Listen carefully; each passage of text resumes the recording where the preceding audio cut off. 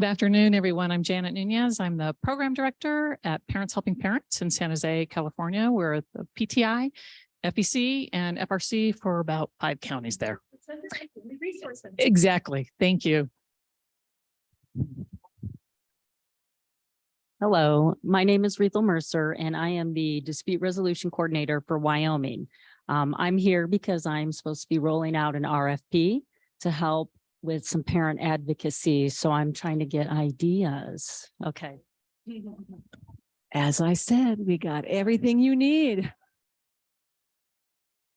Hi, my name is Heather Olivier. I'm the Director of Engagement and Learning for FACT Oregon, the PTI in Oregon. So happy to be here.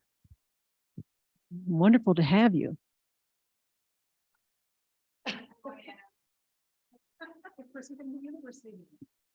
True, the person from the university may not. I'm Carmen Sanchez. I'm work for OSEP, and I am the program lead for the parent centers. So it's interesting to hear about your plans in Wyoming and how you might work out that RFP. So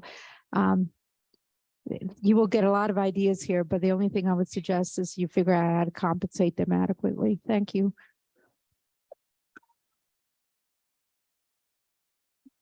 When you figure it out, how to compensate whoever the grantee will be adequately.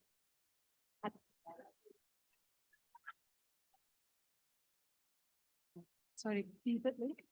Hi, I'm Sandra Mitchell, and I run an independent mediation service in Scotland. I'm over in Scotland, and we mediate with families and children with additional support needs, and we work quite a lot with volunteers in our mediation service as well. So just excited to be here and hear all the different and understand all the different services that you have as well in America. But lovely to be working and meeting people that have all got the same goal, working with families and trying to make things better for them. We're so glad you're here. And hi, everyone. My name is Grace Ilori. I am originally from Nigeria, but I'm at the University of Denver. I'm studying early childhood special education masters. But back home in Nigeria, I have a nonprofit working with persons with disabilities. And this is interesting to me because a lot of parents have a lot of questions and so many things, and this would help me to, information that I get here would help me to be able to provide help for them in different areas. And thank you for all that you do. And actually, I'm going to give you some information before you leave. We are doing a project we've been doing a project in Tanzania for several years, developing local family support groups. I'm Diana Otan. I'm the co-executive director of the SPAN Parent Advocacy Network. And I'm Jeanette Mejias, and I'm the project director for SAVA. Hi, everyone. And my name is Michelle Tyler, and I am the technical assistant co-director with Diana for Region A, which is the parent centers that are in Region A. We believe in co-directors at our organization. We do that a lot.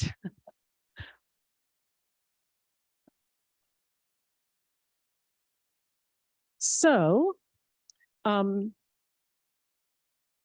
just go back one slide, sorry. The partners in the Special Ed Volunteer Advocates, which is also known as SAVA, are the New Jersey Council on Developmental Disabilities, which actually funded the program to begin with, and we'll talk a little bit more about how that happened. The New Jersey Department of Education, the SPAN Parent Advocacy Network, Disability Rights New Jersey, as well as SPAN has a stakeholder board where we bring together state agencies and disability organizations and family organizations and meet periodically for them to give us input into how we can improve our services. And also we have 2 lay advocates who are part of our collaboration, one of whom was the former director of individual assistance at SPAN. And I think those are the primary partners on SAVA. Yeah. So SAVA came about because of the interest of 2 of our state agencies that are funded through the Developmental Disabilities Act, otherwise known as the DD Act. So every state and territory has a Developmental Disabilities Council, a disability rights organization, and a University Center of Excellence on Developmental Disabilities. So Disability Rights New Jersey, which is the disability rights organization in New Jersey, had in their plan an educational priority that stated that they wanted to ensure that children with disabilities received equal opportunities in the least restrictive setting appropriate for their needs. And they were being swamped with special education calls. So many that they even their triage approach that they used was not able to handle those calls. But most of the calls were really not in need of an attorney, but they needed more intensive support than just, a phone call that somebody might get to our Parent Training and Information Center warm line. And so we also had in the New Jersey Council on Developmental Disabilities 5-year plan, they had a special education advocacy goal that wanted to enable students and families to exercise their rights within the special education system. And the council was not satisfied with how this goal was being addressed by the other programs that they were funding. And so they wanted to do more to address this goal, as well as improve and increase the services they were providing to children with disabilities and their families. So the executive director, and we knew nothing about this happening, but the executive director of Disability Rights New Jersey and the executive director of the New Jersey Council on Developmental Disabilities met to discuss funding a project to address these issues. And together they collaboratively developed the RFP. The RFP was released, not surprisingly, SPAN applied, and we were very thrilled that we were successful in getting that program funded. Now, a couple of things that are important to note, that Disability Rights New Jersey and the New Jersey Council on Disabilities are what are called sister organizations, along with the University Center of Excellence on Developmental Disabilities. Disability Rights New Jersey serves on our stakeholder board. Also, the Council on Developmental Disabilities serves on our stakeholder board. We have a SPAN member who sits on the board of the Disability Rights New Jersey. And we have a staff person who's also a member, a governor appointed member of the New Jersey Council on Developmental Disabilities.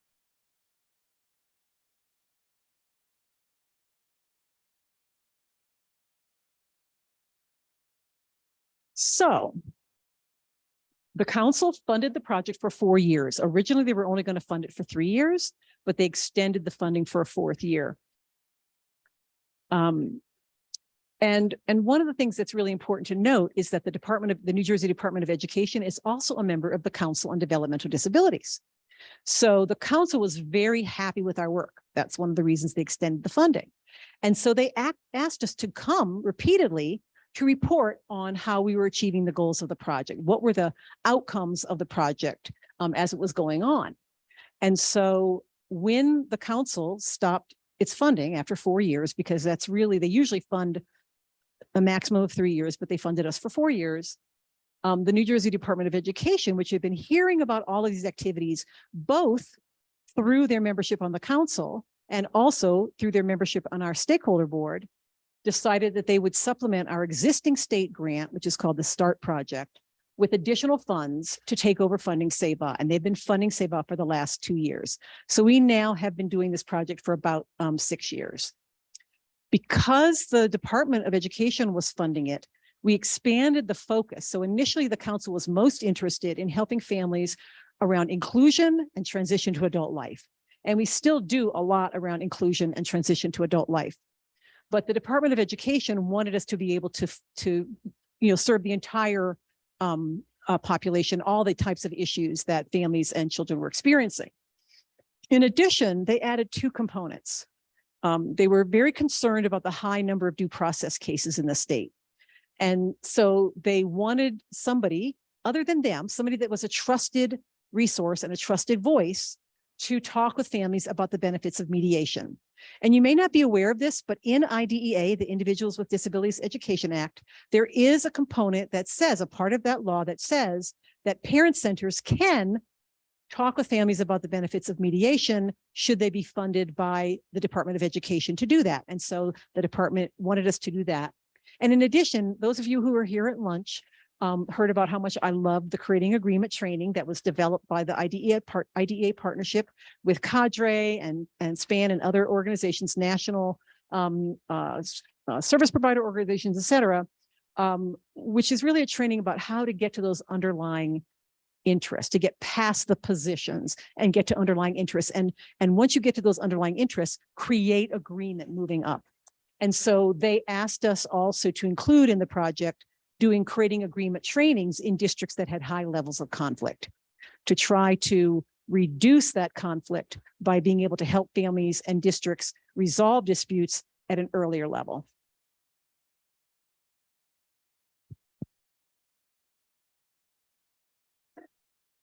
And so Seva means it's a Sanskrit meaning that means selfless service.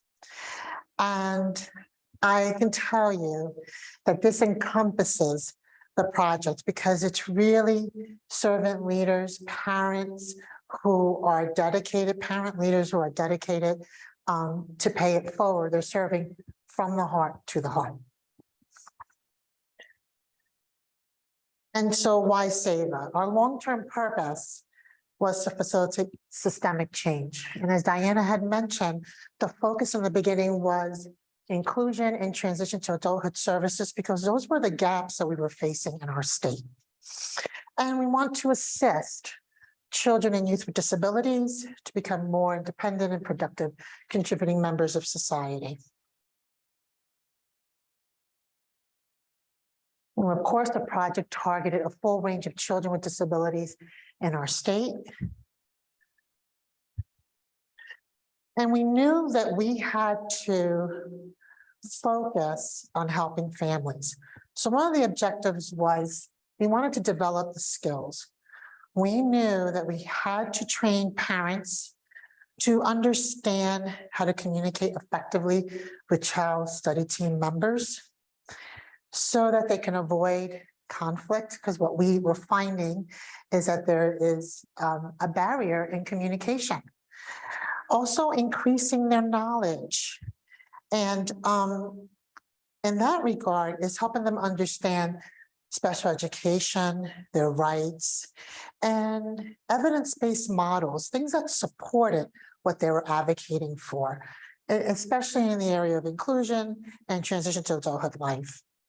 But the most important thing is we knew we had to build capacity. And so how are we going to do that? We want to ensure that they were going to build their own self-confidence, because once a parent gets the tools, confidence starts to emerge. And we really wanted to not only build that in the parents we were serving, but of course, for the volunteers that we were training out. And of course, create agreement. As you've just heard from Diana, we had to build that in. And that is really to give them effective strategies so that they can learn to partner and collaborate and to really avoid going to due process if at all necessary at all cost. And so before I talk about the logic model, I just want to say that for SPAN, one of the most frequent requests that we would get, particularly from families that faced additional challenges, low-income families, families with limited literacy or limited English proficiency, families that were immigrants or families that were involved in the child welfare or juvenile justice system. Those families wanted somebody, felt completely unprepared to go to IEP meetings on their own. And we did have some funding. We allocated some of our parent training and information center money to helping underserved families. We had a few other projects where we were able to, support parents at IEP meetings. But we had many, many more requests that we could see really needed that kind of support than we could fulfill. So when this RFP came out, it was like, it was like a blessing that we had not anticipated.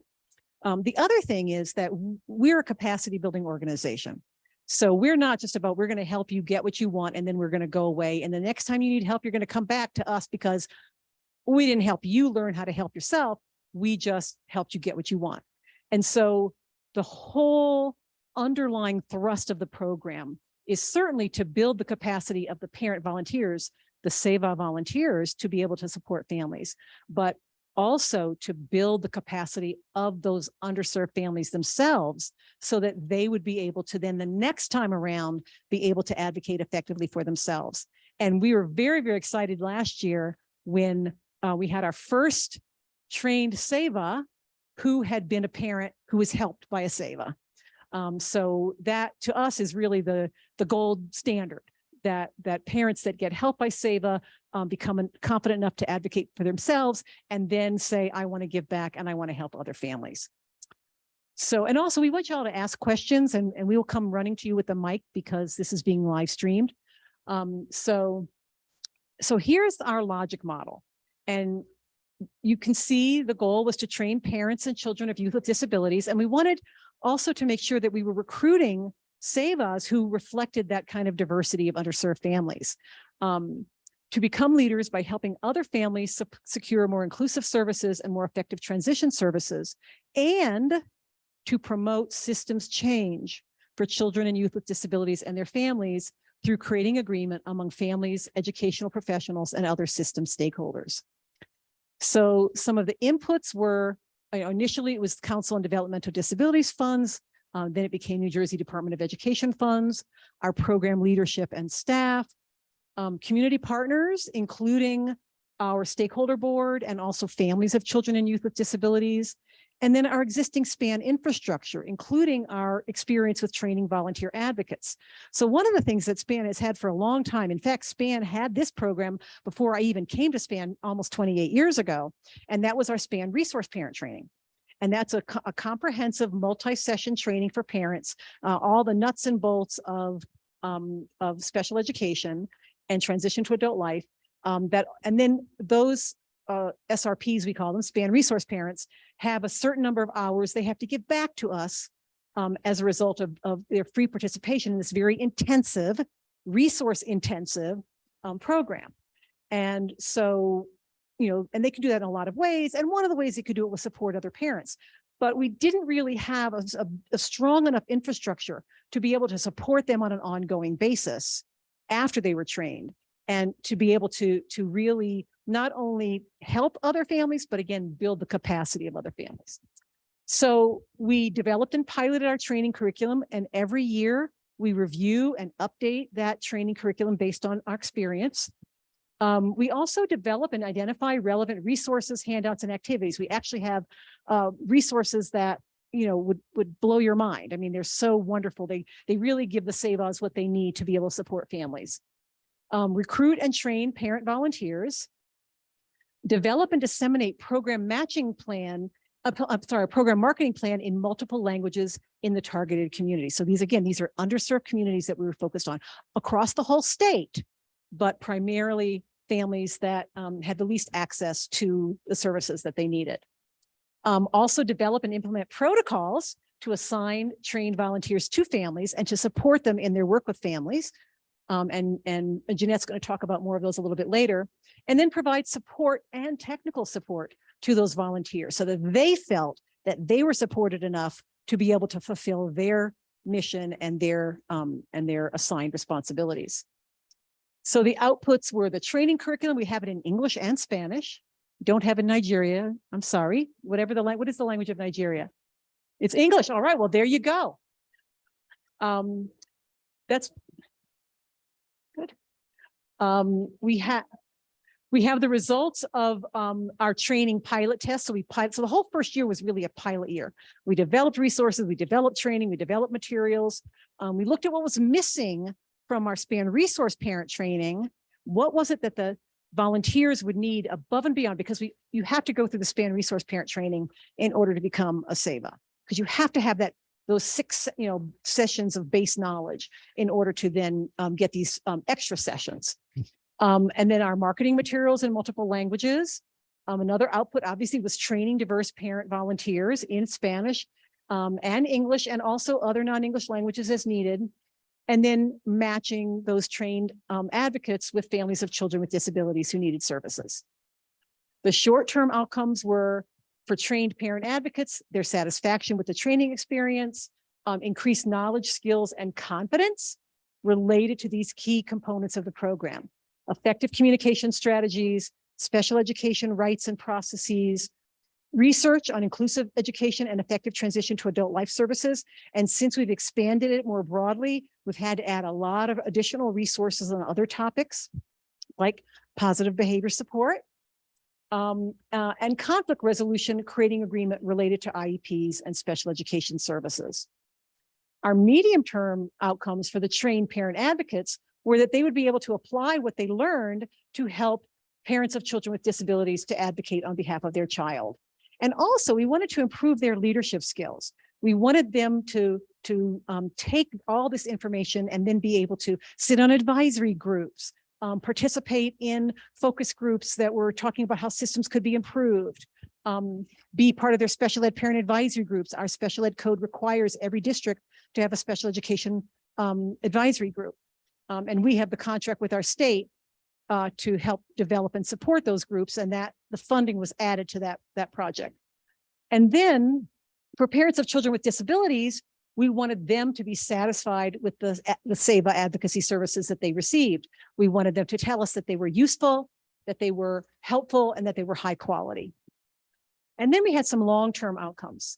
We wanted children and youth to receive the appropriate inclusive and or transition services in their IEP and improve those services in their IEP. And then again, as we expanded it, this was our original logic model. We also wanted increased acceptance of the approach of creating agreement, not just by families, but also by professionals. And then also increased action by our trained SEVAs at the systems and policy level. And of course, our very, very, very long-term impact that we want was that children and youth with disabilities were more independent, productive, contributing, included members of their community, and that the systems in place for children and youth with disabilities and their families were improved to more effectively meet their needs. Any questions about the logic model or anything that we've gone over so far?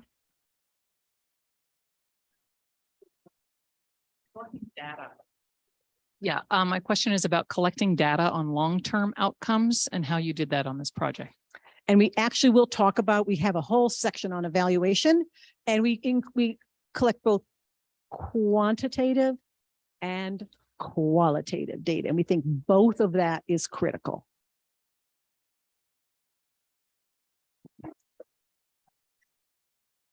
So our focus was training and supporting our SEVAs.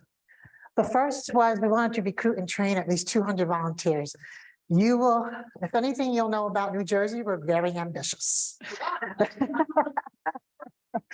And we're going to partner with New Jersey advocates. In fact, we had brought in consultants who are a partner to SPAN to be part of the training.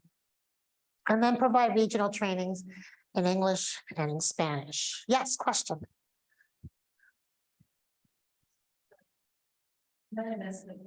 Do you stipend families? Yes. We'll tell you all about it. I love these questions. Yes. Yes. But we knew that in order to do that, we had to create a support and development.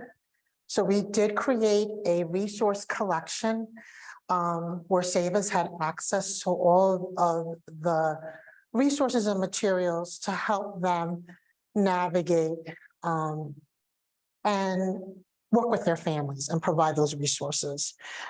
We do provide bi-weekly TA calls because we do recognize after we train out our volunteers, you know, you're not going to learn everything in a classroom.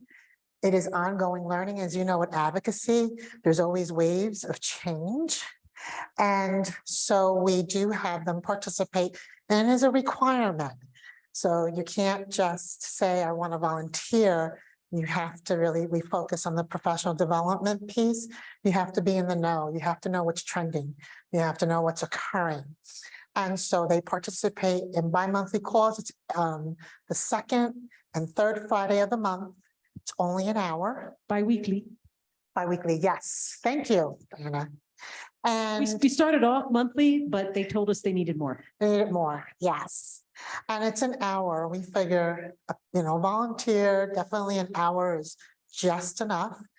And then we just started recognizing that the needs are increasingly more for our families that were coming down the pipeline.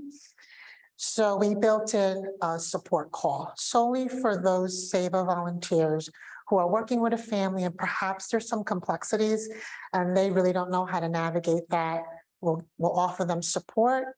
We also, as they work with their families, if they come across something that they're uncomfortable with, we have what we call think tank sessions where they will email me directly and that I will call in the SAVA leadership team, which is Tara Semenek and Tammy Kaminsky. They're both trainers on the project, as well as Lauren Agaratis, who's the curriculum developer and assisted in creating the curriculum, but she also oversees for TA.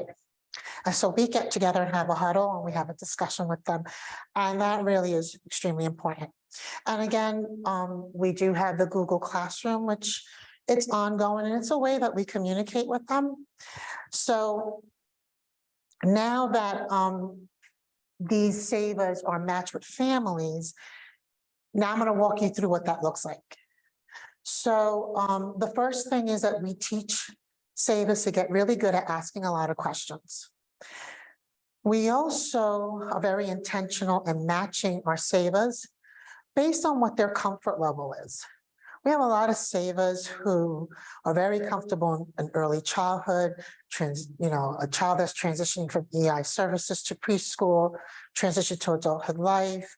Some of them have expertise in dyslexia, ADHD, because a lot of these parents are parents of children with disabilities who have been in the journey, had their own lived experiences across the table, but have been very effective advocates for their own children in their own right. We match them and then they will contact the parent. They'll go over a couple of things. There is an agreement that has to be signed between the SAVA and the parent they're working with.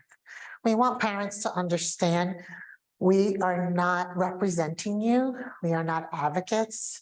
And although, we have to kind of go over that over and over again because parents sometimes don't differentiate that. And sometimes they don't have the courage or self-confidence in advocating. But the beautiful thing about being partnered with a SAVA volunteer is because they see themselves in that SAVA.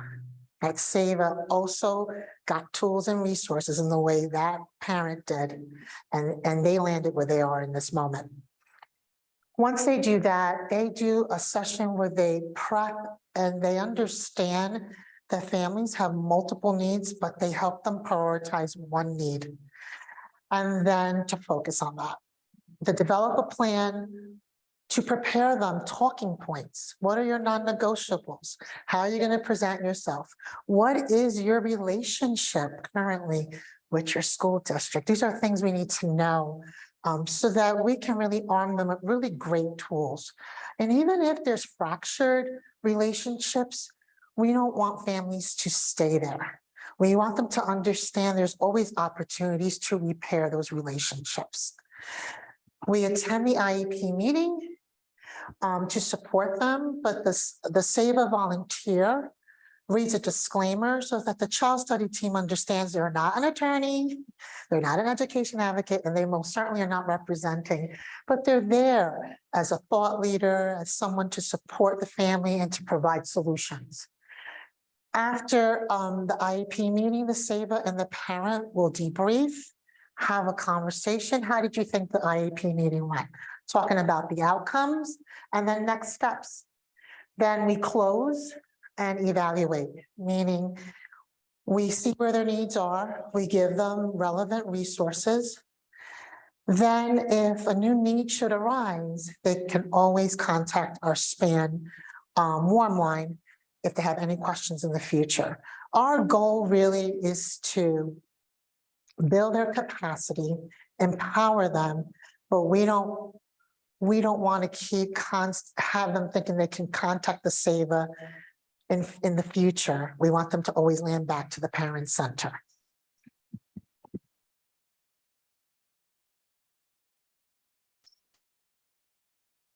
So we talked a little bit about this, but training the volunteers, the SAVA curriculum is a build off from the SPAN resource parent training that Diana mentioned earlier.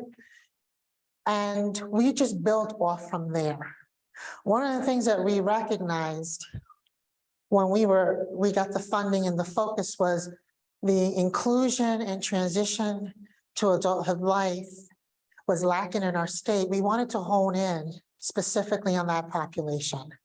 But we also wanted to continue to keep building those skills, offering them effective strategies to families, which is so important, and building their leadership capacity. So one of the things that we did use was Cadre's tools. So the Tale of Two Conversations, that's been huge for our families in our state. We have them view that video, and oftentimes they see themselves in that mock IEP meeting. Wow, that was me. I was so ineffective. Wow, that's a great strategy. And then they can talk about that and build on. We want them to not look, and we heard this a lot throughout the theme here in the conference, but we don't want parents looking at their child study team as you against me. We really want them to shift that narrative. And we've been pretty successful at that. Just want to say that a child study team in New Jersey is the IEP team. We're yes. so used to child study team, but it is the IEP team. Mhm. And I think if you go to the Cadre website, you can find the creating agreement training. And one of the things that the creating agreement training talks about is the idea not only of kind of getting to underlying interests and getting past positions, but it also talks about things like effective listening, being vulnerable, trying to understand the other person. Somebody has to go first, and it also has some components that focus on the something that I talked about at lunch, which was starting off with the belief that people are coming to the table with good intentions. Sometimes you find that that's not the case, but if you start off thinking that people aren't coming to the table with good intentions, you're not going to get anywhere. You come to the table with your good intentions, believing that others are coming to the table with their good intentions, and at least you have the potential, a much greater potential, to actually reach agreement. Absolutely.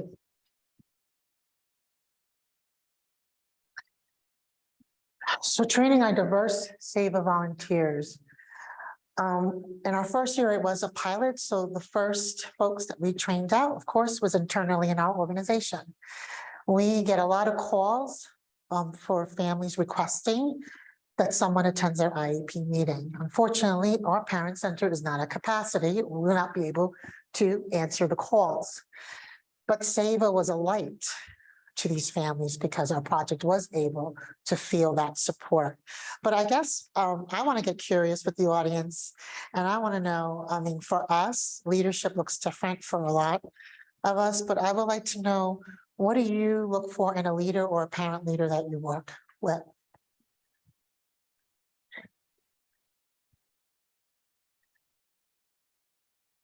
All right. You Okay, can't do that because it's being live streamed. it's live streamed, so they won't hear you.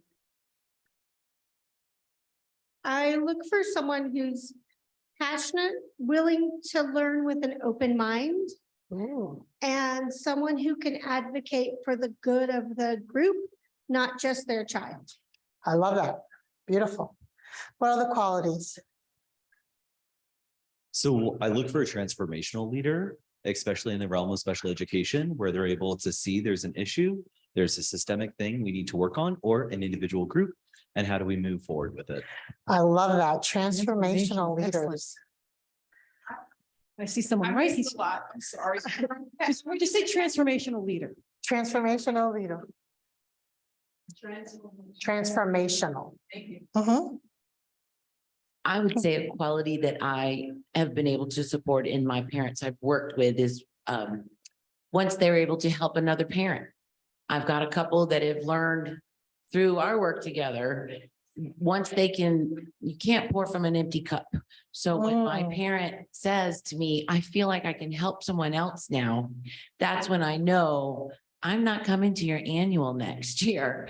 You will forward the draft, you will get that on your own. And so I feel like that's kind of where my bar is. Once the parent feels confident that they can provide another parent accurate and impartial information.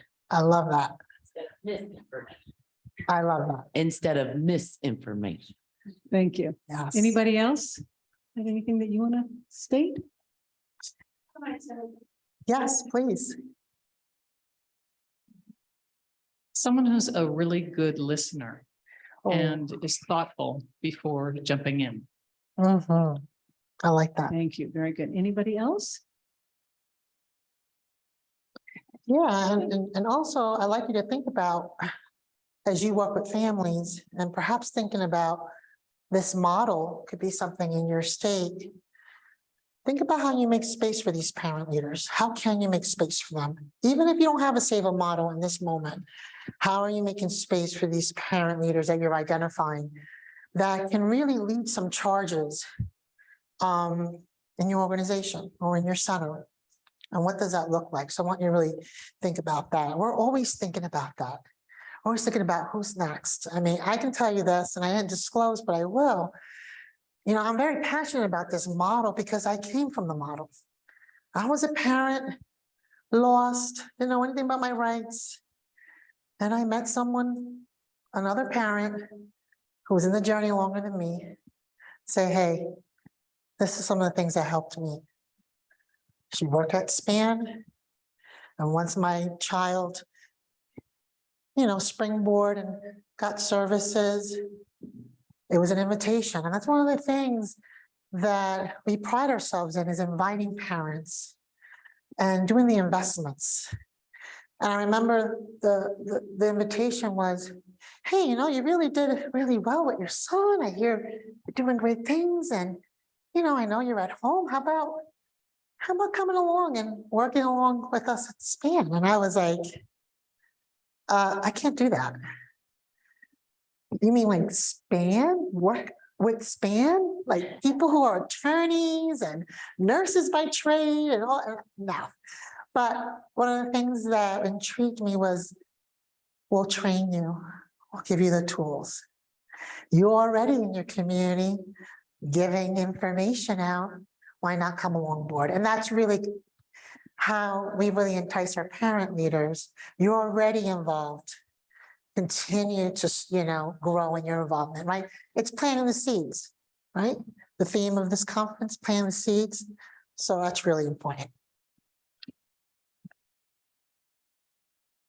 So when I introduced myself earlier, I mentioned that I provide TA to the parent centers, but I'm here today because I began this project with Jeanette in the very beginning. Part of the, I was the trainer on the project. So I have such a passion for this work. As Jeanette shared, you know, I came in as an SRP, like she came in with another parent, and it's so important to, once you get to that point, like you mentioned earlier, and I look at all these attributes, and you mentioned earlier, being able to help others. When you get to the point where it's like each one teach one, and you're able to help someone else, it's just so important, and it's empowering to be able to do that as a parent. So that's what really excited me about this.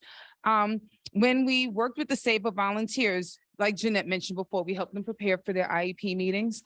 They go to, the SAVA volunteers go to the IEP meetings with the families, and, you know, we can't guarantee results, but sometimes just that warm body there with you, as you know, any of you who've been to an IEP meeting knows, it's really empowering. It really, it helps shift the balance in the room. So that was a really big part of the work that we're doing. The part of the program is that, you know, we have them sign a letter of agreement. I'm sorry. And okay, I'm sorry, let me go back. So in the beginning with our partners, we had a signed letter of agreement with disability organizations across the strait. Like Diana mentioned earlier, we were working with different disability organizations, and we gave preference to Disability Rights New Jersey referrals in the very beginning. And families were prioritized as far as need. what need that they have, because once it got out that that's what we were doing, we were helping families at IEP meetings, there was a lot of knocks on the door. So, we had to prioritize it because we want to help everybody. I mean, that's what we are all about, you guys, I'm sure as well. So in the beginning, the stages of engagement is going to be that initial contact that SAVA has with the family, and really unpacking. That's the phrase Jeanette uses a lot, unpacking what's going on when you have that initial contact, going to that IEP meeting, and then that planning. We also have the SAVA sign a letter of agreement. So in that letter of agreement, after they've been trained, or really before they're trained, but they know that after the training, they're committing to help 2 families. And that's part of the agreement in what they're agreeing to do with us. They're also committing, Jeanette mentioned earlier, the TA calls. They're committing to be part of those calls. Those calls, like she said, they're twice a month, 1 week, it might be about, case study.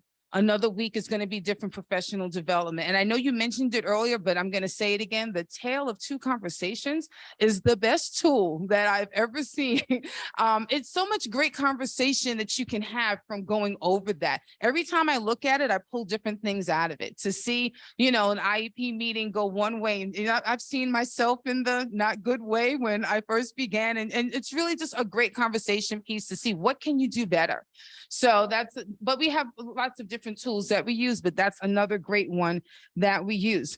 We also invite them to our quarterly SPAN meetings. Even though they're not employees, we invite them to our meetings because we want to have them around other SPAN employees, let them learn what we're learning about. We have different TA that's been provided at our SPAN all staff meetings. So, they can benefit from that as well. So, and I just wanted to jump in real quick, Michelle, because someone had asked, do you pay these volunteers? Yes.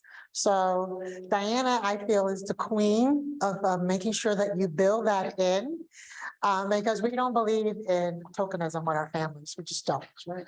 And we were able to get them to be paid $150 per family. So if they wanted to take a few families, I mean, hey, go Christmas shopping or however it is, they use their money for. But, and we also reimburse if, before COVID, when everything started being virtual, we would also reimburse for mileage, parking, tolls, any other expenses that they had in order to support the family. And so they receive these stipends to recognize them for their time and effort, but also any kind of reimbursement that they might need to be able to fulfill their duties. And as we've worked with SAVA a bit, as it has developed, Jeanette, in her infinite wisdom, developed a peer mentoring program. And, it was just a great thing to be able to do, as some SAVAs were more seasoned, the beginning SAVAs can then help other SAVAs because, there's a lot of families coming through. So we would have those more experienced SAVAs help others, have meetings with Jeanette so that she's still building their capacity. She's still giving them the help that they need, but then they're there to help other SAVAs. So especially when we went virtual, that was a shift for everyone, right? So going to meetings virtually, everything's just a little different. So the peer mentoring program, we were able to have those SAVAs easily help the more experienced SAVAs easily help the not so experienced SAVAs because everything's virtual. So they were able to be there for them. So it was just a great way to keep building capacity as they're going through the SAVA system, for lack of a better word. And then data collection. We're going to talk about the data collection in more details. Well, I wanted to say that we also now have some staff that were SAVAs. We always, historically at SPAN, we always went to our SPAN resource parent pool in order to hire new staff because we knew those parents had gone through that training, which was it's mandatory training for our staff. And also we knew them because we had worked with them. We'd done the training, and also they had to do their volunteer hours. So we were familiar with them. The SAVAs, Jeanette knows the SAVAs really, really well. Jeanette and her team know the SAVAs really well. And so, when we're looking for new staff to be family resource specialists, Jeanette is really kind of the front line of being able to go to those trained SAVAs, especially the ones that she really sees that potential and that interest in doing this for a living, to bring them into our organization as paid staff. And then another thing that I just go back to the previous slide.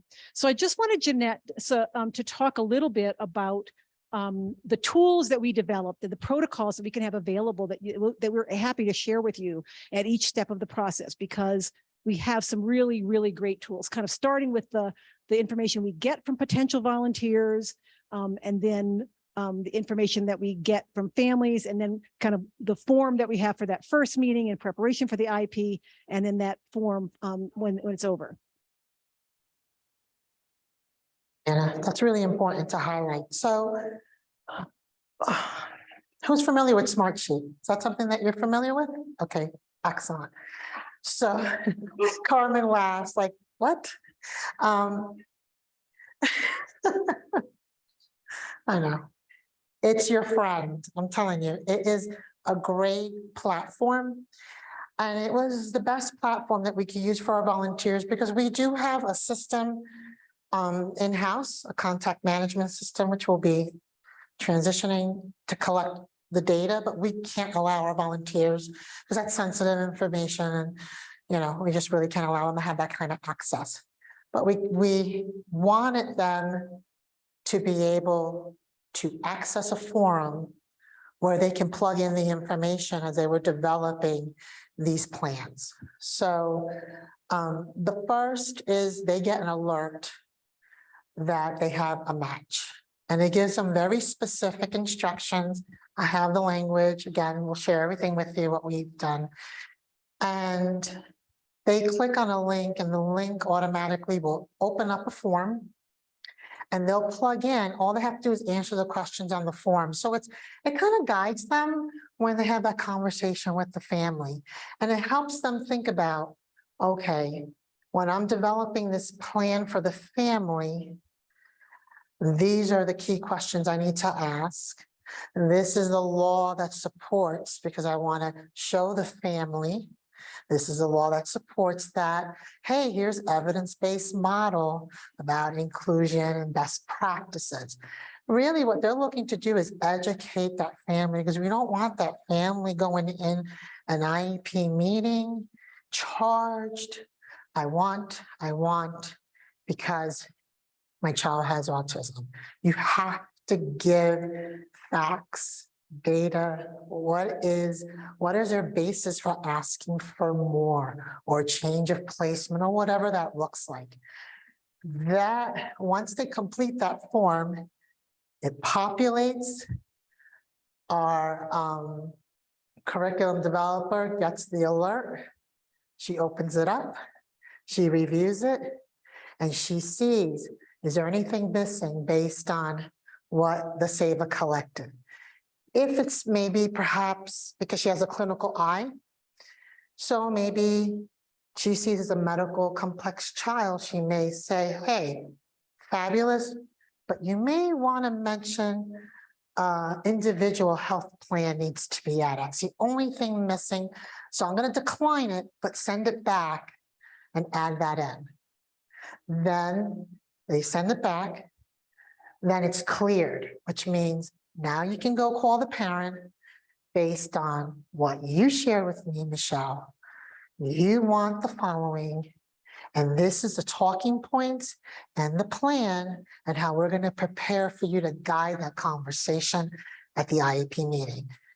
And they can print it or they can email it to them. And we really want the parent to review it beforehand, and the SAVA will set up a meeting. They could do a Zoom or phone call, whatever is best for the family, and then go over it and then say, if you have any questions about anything. If they don't, great, don't worry, I'll be there. You have any, sometimes parents, which is probably one of the hardest things, two things that we discovered, because everything's about learning.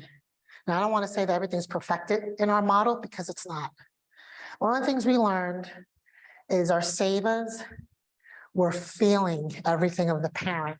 So they were carrying everything. It was very difficult for them to just not continue engaging. So we had to teach them how to draw the line in the sand. That was one. Two,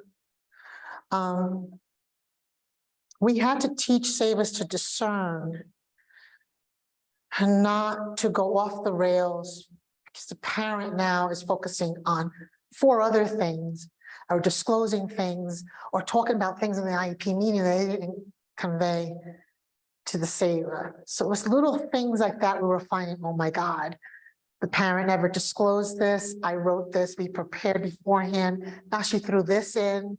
And one of the things we just taught them, just stay still, stay silent. You don't want to embarrass the parent, but you always can insert yourself and say, hey, you may want to, you put some really great talking points. I just want to kind of keep you on task. So they can do things like that. And we find that the administrators really appreciate that. So, yeah. So, so those are the things that we've done. And then when they exit, and I don't like to say exit, but ultimately it's short term when they're with us, then we submit a form. They go back to the Smart Sheet and they submit what is the action record, because we want to know how the saver builds capacity. What tools did you arm that family with that helped them get the outcome? And maybe they didn't get the outcome. To Michelle's point, we can't guarantee the outcome, but it helps them prepare that family for the next steps. And we do review it.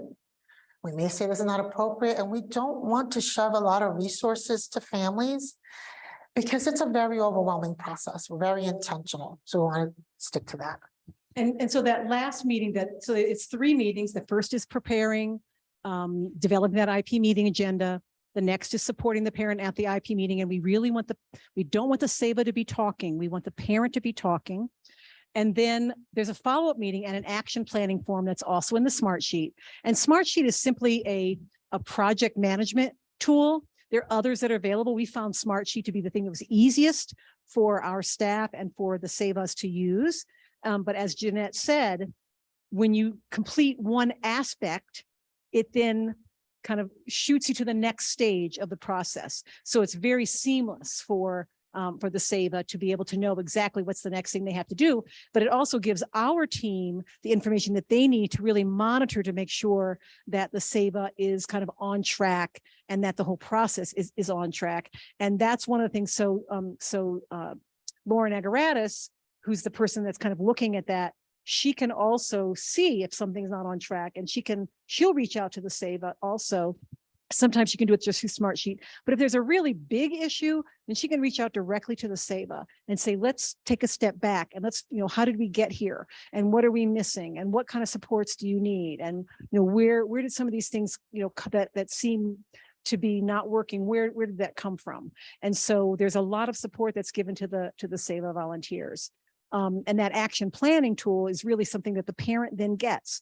Just like they help the SAVA develop an IEP meeting agenda, the parent and the SAVA develop kind of an action plan for what happens, what are the next steps. And so the parent has something in hand that they help develop with the SAVA that they are able to use to be able to get to the next stage of their advocacy. And again, all of these stages are evaluated by our external evaluator, Pam Kelly, who we've worked with on many different parent leadership projects in New Jersey. She also does some stuff nationally, some national leadership programs. And so, it's a combination of kind of the human touch, but also these great project management tools that really make it as easy as possible for people to make sure that everything is staying on track. And again, we can easily be happy to share all of the different tools that are in the Smart Sheet, as well as our resource repository of the resources that we use, and even the curriculum if anybody's interested. The only thing we say, we will not give it to you if you plan to charge anybody, because we want to give it to people who are going to use it, or give it, and not for people who are going to try and make money off of our program. And we also encourage the SAVAs to at least lead them to one learning workshop that's relevant, that they find that could be beneficial to that parent. Maybe it's understanding the child's IEP. We have a lot of great workshops that we offer, and we also have other partners that offer workshops. We want to make sure that we lead them to something so they can keep learning and growing. I'm sorry. Okay. I have a few kind of specific questions. One, what is the time between the IEP team meeting and that follow-up action plan? Like how That's an much excellent space question. is between those two? Excellent question. So when a parent is seeking support at an IEP meeting from a SAVA, we require at least 3 weeks notice because it takes time for us to A, set up that conversation, B, develop the family support plan, and then prepare them. So we need at least 3 weeks notice. As far as developing that family support plan, we want the SAVAs to A, contact that family within 48 hours of the referral. We try to do the guideline in the same way we do at our intake line, which is 48 hours. Then the expectation is that the parent signs that agreement within the next few days. Otherwise, the SAVA cannot take any information from that parent until the parent reads the agreement and signs off, because that's protecting the SAVA as well as the parent. There are clauses in there that have to be open to be coached, that have to be responsive to the SAVA's emails or phone calls, or they're at risk of losing the service. We had to build that clause in the agreement because what we were finding is SAVAs were chasing families. And then what's happening, we got a line of families waiting. So we got to just keep it moving.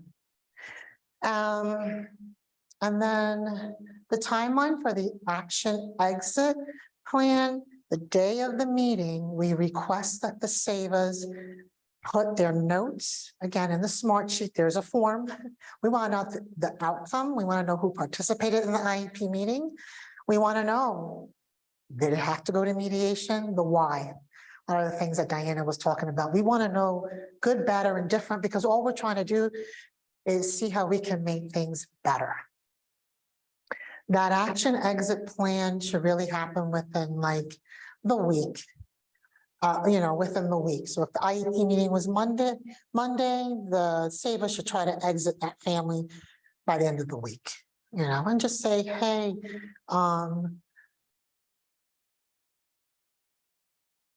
yes, what happened? Oh. But we do want to exit them because we don't want families in limbo, and we want to keep it fresh, so. Thank you for posing the question. Did I answer it? Yeah. Okay, good. Thank you. So my question is actually for Diana. So you had said that you're willing to share the information, share this process. So inside the PTI network, the Parent Center network, we have our regional conferences. My favorite regional conferences I've ever been to are extended. You attend this one track for 2 days straight and you learn all about this one specific thing. Would you be willing to do a train the trainer at one of the regionals? So we can share all of the forms, all of the tools, all of the resources, because those are easy to just shoot an email or invite you to the link. If people want us to do an intensive train the trainer, then we have to do that as a fee for service, because that takes a lot of our time and energy. But if you can do it by yourself with just the tools, then you can have access to that. But again, we're very happy to do train the trainers, but we do need to do it on a fee for service basis because that's very time intensive. Yeah. I'd like to add that although this is our model, you can always kind of create it that fits for your state. For us, inclusion and transition was the main focus. And then when the DOE picked up the funding, it was about reducing the due process complaints, because I will never forget when we met with Dominic Rhoda, and he said, the due process is off the charts. He was the head of our due process office. Now, this was prior to COVID. So. One other thing that I think is really important to note about how you can adapt these materials and tools is the culture, you might say, of New Jersey is very different than the culture of Florida or the culture of Michigan or the culture of Iowa, New Mexico, Hawaii, Puerto Rico, Virgin Islands. So there's a lot of core material and information that you can use as a starting point, but you also have to think about, what will make sense. You might have to add, for example, some additional information. New Jersey, we already had our SPAN resource parent training, our 6-part intensive series. Our SEVA training is added on, is several sessions added on to our SPAN resource parent training. I know many parent centers do have some kind of intensive multi-session training for families, but if you don't, you're really going to have to think about incorporating that into your plan for SEVA, because the training that we offer the SEVAs after the SPAN resource parent training, and actually at graduation of our SPAN resource parents, we say, who would like to be a SEVA? We want to reel you in right away. But that includes things like what's effective meeting protocols? How can you be effective communicator at a meeting? How can you read people at a meeting? What are effective listening skills? How can you not speak for the parent, but support the parent? When is it time to say to the parent, could we take a time out and then go meet with the parent? Because you can see that things are going off the rails, right? So, we have specific, and then some more in-depth information about very challenging things like transition, inclusion, discipline, that builds on those topics are already covered in our SPAN resource parent training. This goes into greater detail on those topics because we're not just now teaching you, for your own child, but now we're teaching you for, you're going to be compensated. You're going to get a stipend for this work. And you're really now you are kind of SPAN's representative. And so we have to make sure that the person is very, very well prepared, and not just SPAN's representative to the parent, but we want the district to also learn from our SEVA volunteer, to also see how the SEVA volunteer models effective communication, collaboration strategies, early dispute resolution. And so districts also see that SEVA really as an extension of SPAN. And I'm very, very proud to say that we have many, many district staff that have said to us, we thought for sure we were headed for due process.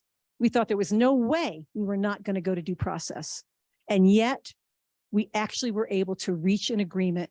And now we've, as Jeanette said, repaired that relationship. And so we have to make sure that the SEVAs don't just have the knowledge about the law and the best practices, but also the skills to be able to be that model of that parent professional collaboration at the IEP meeting. And so so again, if you're a state that doesn't, or a territory that doesn't have, or a country that doesn't already have, a multi-session kind of training for parents, then you're going to have to think about how you're going to integrate that into the SEVA. Again, we're happy to share our SPAN resource parent training materials. I have to say that they're based on New Jersey law, so they certainly include the federal law. But in New Jersey, we retained a lot of protections that we lost the last reauthorization of IDEA. So for example, transition still starts at 14 in New Jersey. So our materials talk about transition starting at 14, but many states, now in our region, in Region A, a lot of states still do 14. But in lots of other parts of the country, they went to 16 because they only do exactly what the federal law requires. And so, we're happy to share our SPAN resource parent training materials if you want to use that to set up and you don't already have such an intensive training program, but you're going to have to look at it. And also available in English and Spanish. You have to look at it to make sure that it reflects what your state, territory, law is. So. Yeah, so mentioned COVID.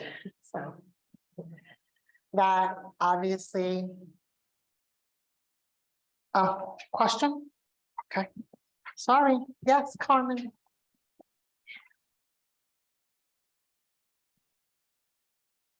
Can you talk a little bit about how you helped your SEVAs not feel everything, how to get past the feelings? Because I'm sure in sometimes when they were matched with people, it brought up feelings about their own children and their own experiences. So maybe that's a more complicated question to answer, but I'm just wondering how you would address that. Thank you for the question, Carmen. Excellent question. Yes, we've had savers that, when they were paired with a family, has brought triggers, was not a fit.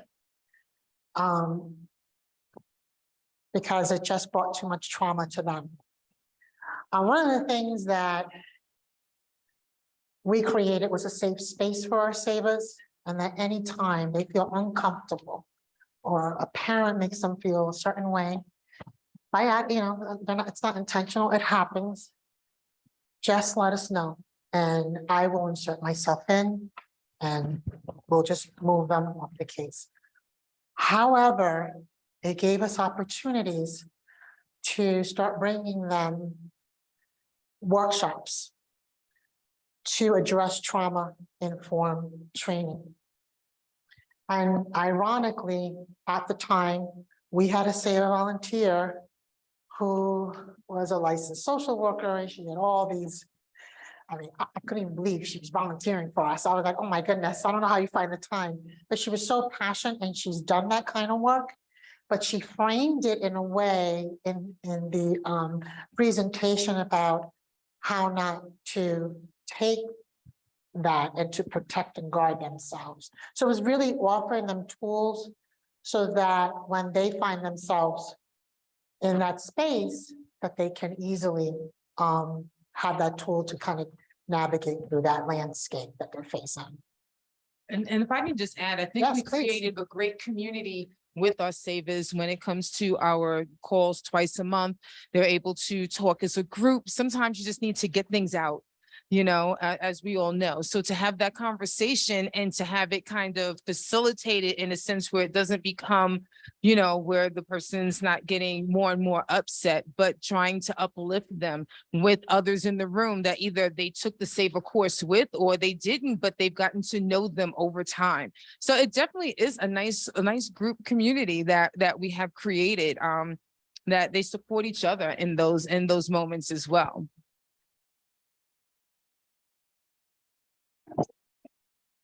Did you ever have any complaints against the SAVAs from the parents, from the other side, like it wasn't a good match for them?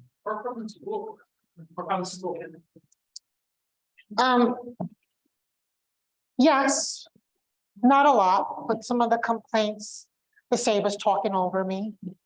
I'm trying to explain and they're interrupting me. They're not letting me get my point across. They're already trying to offer a solution without asking me.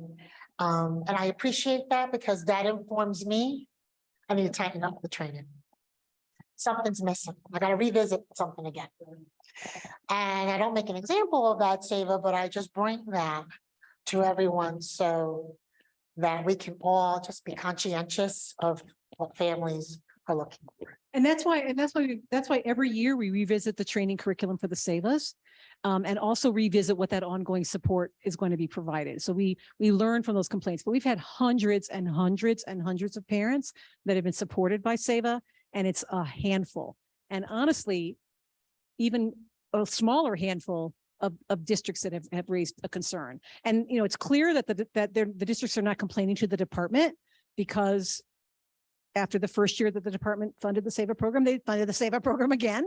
So it was clear that they were, if they'd been getting a lot of complaints from districts, they would not have done that. So so the truth of the matter is that through this project, we have really discovered that so much of the issues relate to communication and the ability to really step back and get to those underlying shared interests. And when you have somebody that can support not only the parent, but also the district staff in doing that, generally people are very, very happy, regardless of, even if, whether it's the parent that changes their mind about what they're looking for, or the district that says, you know what, now I understand why this really is important and why we should do this. But on both sides of the of the relationship and the partnership, in general, there's a great level of satisfaction and right now, I think we're going to get to some of the evaluation because we're now at 4:15. Okay, I just want to make one comment with it though, that when we do the training, it's really good to have a two-person training team. I would do the training sometime and Jeanette would just be in the room to be able to that's when it was in person, which was great, to be able to see which one of our savers that we're training needs a little help, because we're not turning anyone away. We want to figure out what help they need. I think that's why we've had so few complaints, because that's taken care of, before that happens, where we see who needs a little help in a certain area, who's a little bit more, at that aggressive advocacy stage, and we need to kind of help them with it a little bit. And that's what we do. Jeanette will do an interview after they finish the SAVA training, and then kind of help them with any support that they need. So I think that's a good reason why it doesn't get to anything bigger, because we try to head that off at the pass. So I'm going to just talk a little bit about the consultant that we use for this. Diana mentioned her earlier, is Pam Kelly, and she is the president and principal consultant for Kelly Analytics, which is a Princeton, New Jersey based firm that provides comprehensive program evaluations. She works with a lot of across the country, not just here, I'm not in Jersey, I'm saying here in New Jersey, not just in New Jersey. But she has over 15 years experience as a program evaluator, a researcher, data analyst, and she specializes in assessing interventions designed to improve outcomes for children, youth, and families, particularly those with developmental disabilities and other special needs. So she comes from our work and she understands our work, which is a great thing. She evaluated our training curriculum. She evaluated even our training outcomes. She, one thing, we've always done evaluations, especially for single events at the end of the event. But with SAVA, what she taught us was to do the evaluation afterwards and have the person evaluate what they learned from what they knew before and what they know after. Because people think they know a whole lot when they come in until they see what they could have learned, what they've learned during this process. So that was a great part of, what to really look at that training and see that evaluation and the evaluation from the training. SAVA's experience with the training and the matching, she evaluates that also. Assistance provided to the families. So she reaches out to the families also afterwards. So we want to make sure that this is, there's no, if there is an issue with her evaluating, we see where it happens, because in every single step, we're making sure that there's an evaluation component. Family outcomes, family experience with the SAVA support. So, our goal is 75% of assisted parents, parent rate the experience as helpful, and 2/3 will indicate that it led to improved results. As I said, we can't say you're going to get what you asked for, but a lot of times the improved results, like Diana talked about a little bit earlier, is just better communication with the school district. It's better relationship. I always say that it's working with your school district is like, the longest marriage that you really can't get out of unless you decide to move.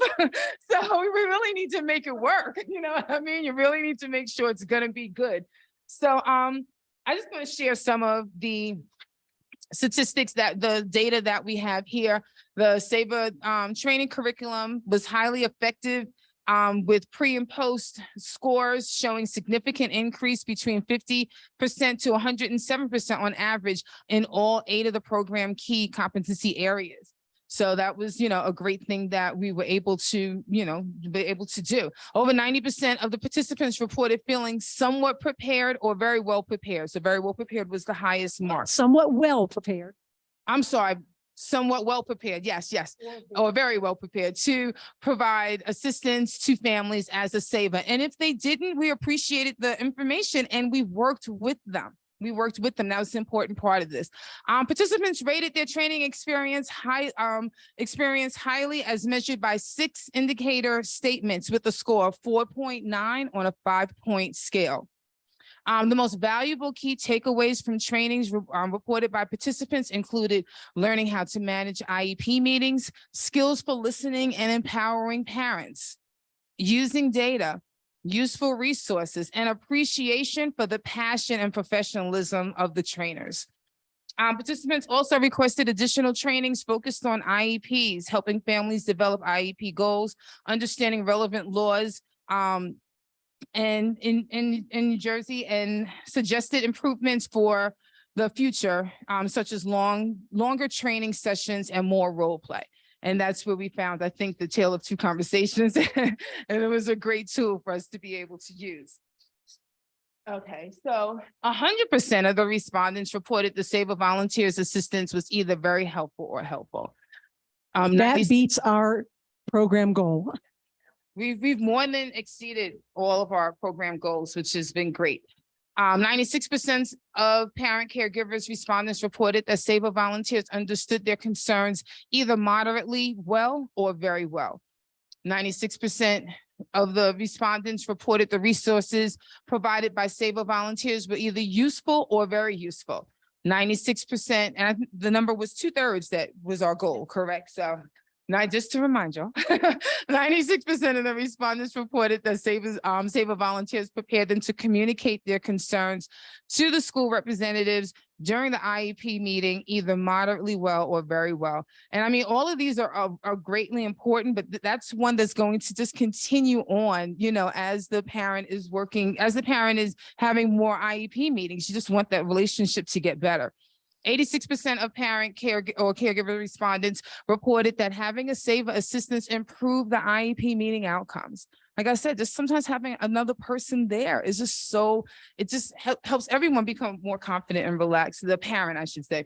81% of parents or respondents reported that their knowledge and confidence to use New Jersey special education system improved either moderately or a great deal as a result of their participation in the Saver program. And 40% of parent caregiver respondents reported that the pandemic has had a negative or harmful impact on the IEP meeting and IEP meeting outcomes for their families. So, you know, like Diana mentioned earlier, we have qualitative data and quantitative data. So let's talk about some of the quotes from the trainees. So these are from the trainees, the Saver trainees. So my most valuable takeaway was to be open, to listen with my heart, and to be able to offer, and be able to offer to support families. To support two families, sorry. And another quote is, I really like the session around conflict resolution and problem solving skills. My favorite session as well. My most valuable takeaway was the handouts, as I can review them anytime to refresh me when I feel stuck. That resource, the depository that we have, we do it through Smartsheet, but it can be anywhere, is such a great reference for them to be able to use when they just need a little, you know, little help. And then also my most valuable takeaway was hearing the stories, opinions, and advice from others. Okay, so these are, as of year 5, or during year 5, the different, we had 188, not total matches, sorry. Let me turn to. So we had the same requirement under our Department of Ed contract to have 200 matches. And so we had, as of 9/30/2022, we had 188 completed. There were 204 matches. And you can see here that all 204 had their initial contact. 188 had their IEP meeting, and 5 had already got to the next steps part. So we have to, you know, we have to, every year it's like a restart. We have to get a new cadre of parents that are going to be supported. And just to add, all 26 respondents, 100% of them reported that the Saver Volunteers assistance was either very helpful or helpful. All right, so we have more quotes here from these are quotes from families that have received the support from a Saver.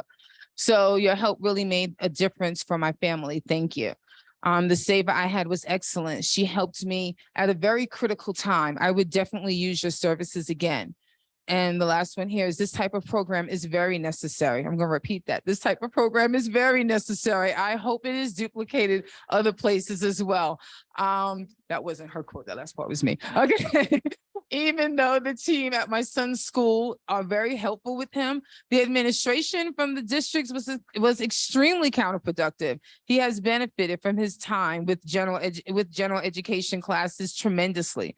I hope for him to one day be able to be 100% included with support where he needs it. And you know, that right there is why we do what we do. You know, we really want to see that. Some more quotes from families. Always good to have a saver for helping our kids with disabilities. The program is excellent, good for those with little knowledge and extremely helpful for those with no knowledge. And another one is very grateful to the Saver program. It's fine. That's you, Jack. As you can see, we collected a lot of quotes and we highlighted this parent because this parent was, came off of the pilot when we just first launched. And this was her quote. We did a lot of intensive work with this parent. And her quote says, "I was so grateful when you called and told me about your project. It was like a prayer answered. I never imagined I would have to fight so hard for my son to be included in the general education classroom. Maybe I was naive. Many parents who have children with special needs don't have the resources to attain this type of help. This is why your project is so incredibly important." And this was another project impact where the parent was also faced with the child in a self-contained classroom. She wanted more for her child. And she made a thank you sign addressed to the saver that helped her mom at the IEP meeting. And because as you can see, she's super happy in the right placement and thriving. And so these are the things that really makes this such a rewarding project. And so I'm going to close us off with the next slide, which is going to talk about what is needed to replicate this program in other states or territories or places. So most of the conditions that brought us together exist in other states and territories. There's a relationship between the Protection and Advocacy or Disability Rights Organization, the Council on Developmental Disabilities, and the Parent Center or parent centers. And in addition, councils on developmental disabilities are grant-giving entities. And so councils on developmental disabilities actually can give grants. Now, they usually have, it's usually a competitive process, and we actually had a competitive process. But we have worked with a parent center in another state where they've been working with their council to actually fund a pilot because this was a high priority in their DD council's 5-year plan. And so it depending on what your council's 5-year plans are, what your 5-year plan says, you may be able to get some funding to pilot this. In that state, the council had initially wanted to fund COPA training. And the problem with COPA training is that you train all these parents in some great knowledge and skills.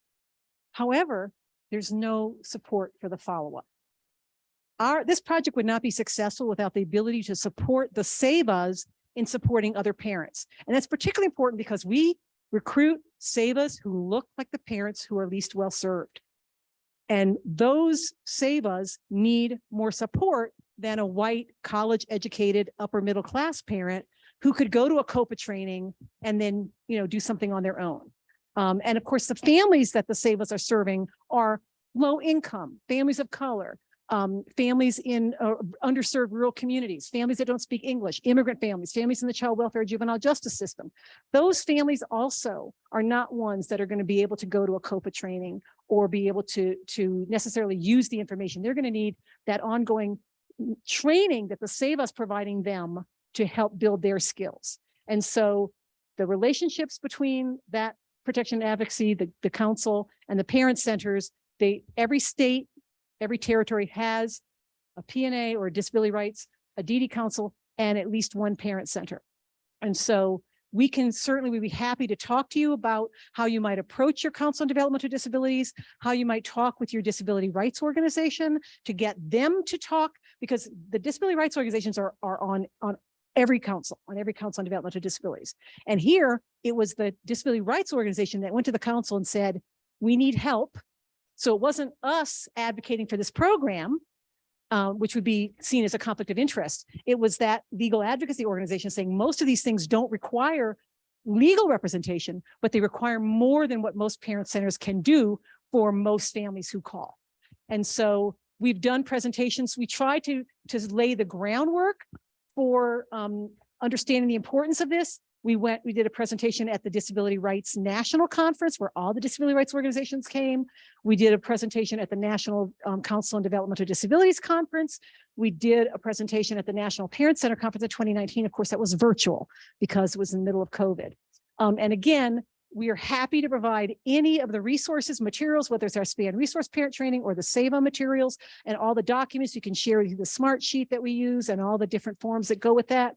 But again, we can do a train the trainer, but because that's very time intensive, we'd have to do that on a fee for service basis.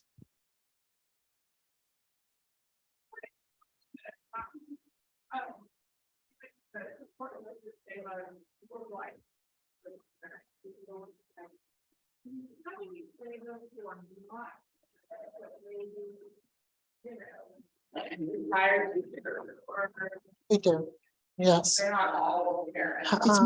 It's the vast majority is parents. Because one of the things that we think is really important is for the parent who's being supported to see that it is possible to learn enough, not only to help yourself, but also to help others. But we do have a handful of some really committed and generous and warm and empathetic, not lording it over you, people, but we are very, very careful in assessing. There's a process of submitting your application to be a SAVA. There's an interview process, and we weed out people that are not going to be able to cut the mustard, as they say.